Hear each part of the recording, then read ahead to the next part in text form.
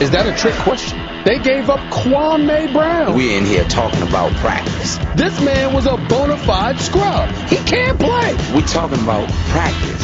I'm most happy that Jesus Christ did not let me lose my teeth when I was 20 years old. Hey, this is Charles Barkley. I'm a dumbass. But I was wondering, like, what if you kept your baby teeth until the age of 18 or 20 and then you lose them? That would look pretty bad. Airballs with Turner and Fulco. All right, everybody, Airballs episode number 4. Trevor Turner along with Hugo Fulco. And on today's episode, Derrick Rose cleared by team doctors to play. The Lakers on a roll. Amari Stoudemire out for another 6 weeks. And Andrew Bynum perhaps shut down for the rest of the year, plus our top 5 worst contracts in the NBA. Hugo, welcome aboard, bud. How's it going?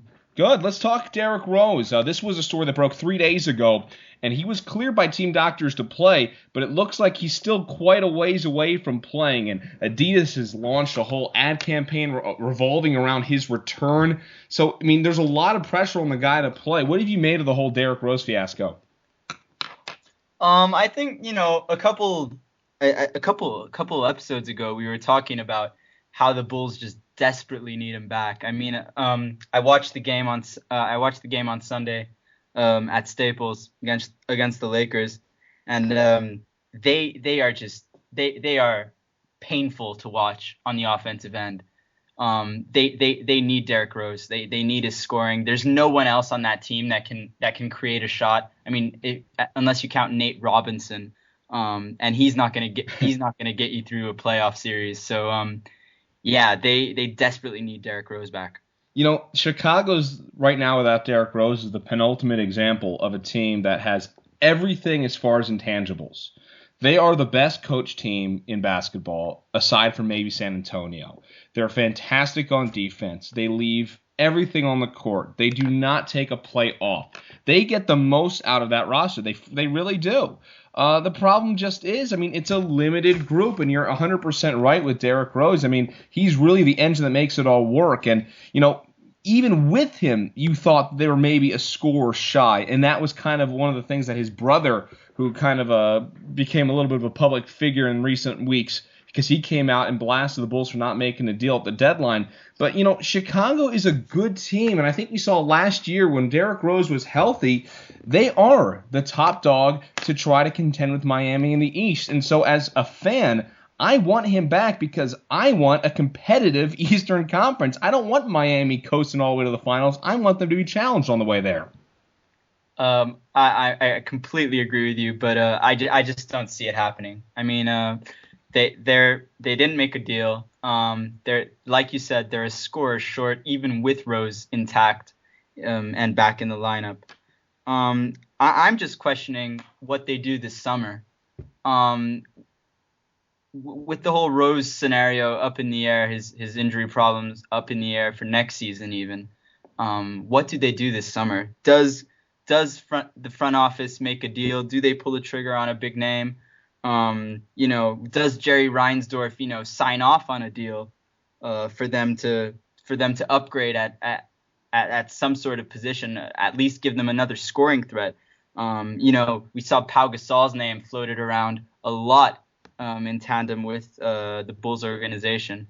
What do you think of that? Do you think Pau would be a good move, maybe, or maybe give me another name that maybe they could make a move for? I think he'd be a great addition to this team, absolutely. And the problem is, how do you make this work? Pau Gasol's on a big contract.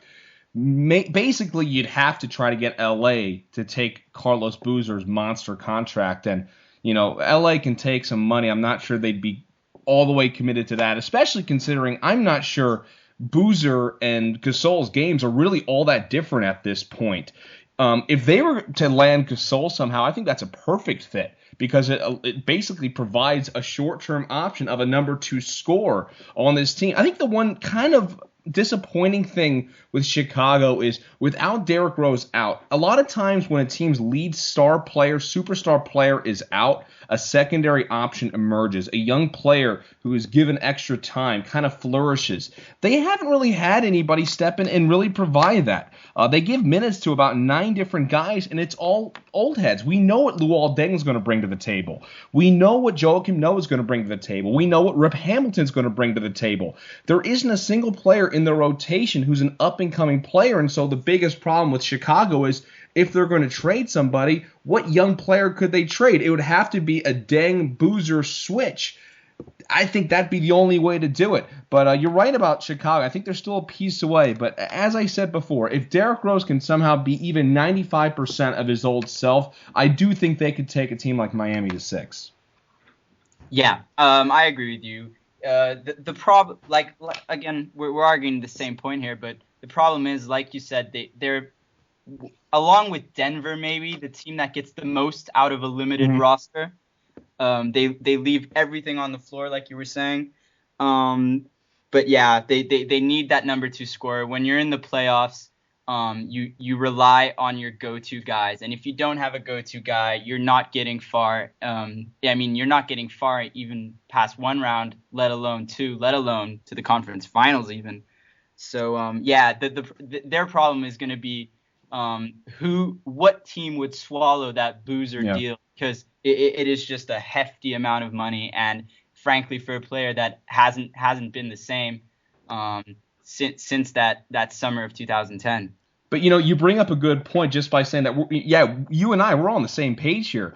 But guess who might else be on the same page as well? I think Derrick Rose may be on the same page as you and me. I'm thinking he knows for a fact that his team is a secondary score away. And, coming back from an ACL injury like that, it's all mental. How much do you trust that knee? How much you're going to be able to play up to your ability? The doctors cleared him. This is all about Derrick Rose at this point. And, I don't think his brother's comments came totally out of left field. I think his brother knows what's going on, and I think he let something slip that those two and a lot of people in the Derrick Rose circle have been talking about, and I do wonder how much of the delayed comeback is Derrick Rose knowing that rushing back this season may be a little bit of a futile attempt here. I think that may be an interesting point to all this. And another point to make, and to not be forgotten, I mean, obviously the main point is they're a secondary scorer away, but people forget that their bench was depleted big time. Yeah. I mean, Kyle Korver was a huge part of what that team did. His 3-point shooting was invaluable to that team. They lost Ronnie Brewer and a couple other guys that off the top of my head I can't really think of. But I think they lost about 3 or 4 integral pieces to that bench. And the fact that Taj Gibson has been out as well, he's a real underrated part of what they do. And Joakim Noah has been playing phenomenal basketball as well.